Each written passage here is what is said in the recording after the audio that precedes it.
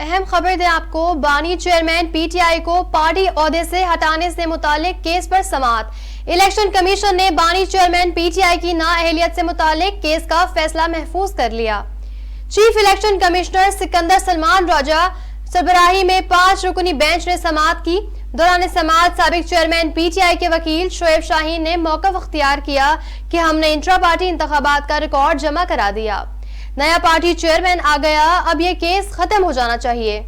اگر آپ کیس چلانا ہی چاہتے ہیں تو اکبر ایس بابر پیٹیشن دائر کر رہے ہیں، اس کے ساتھ چلا لیں۔ چیف الیکشن کمشنر نے ریمارکس دیے کہ آپ خالد محمود کو موقع دے رہے کہ وہ نئے چیئرمین کے خلاف بھی پیٹیشن دائر کریں۔ درخواست گزار خالد محمود ایڈوکیٹ نے کہا، پارٹی کے بانی ممبر اکبر ایس بابر سمیت کسی نے بھی P T I intra party election کو تسلیم نہیں کیا۔ اب آرڈر میں لکھ دیں کہ سابق چیئرمین پی ٹی آئی کی سزا یافتہ ہیں اور پارٹی کا کوئی عہدہ نہیں رکھ سکتے۔ چیف الیکشن کمشنر نے کہا کہ بانی چیئرمین پی ٹی آئی نے الیکشن لڑا ہی نہیں، اس میں ہم کچھ نہیں کہہ سکتے۔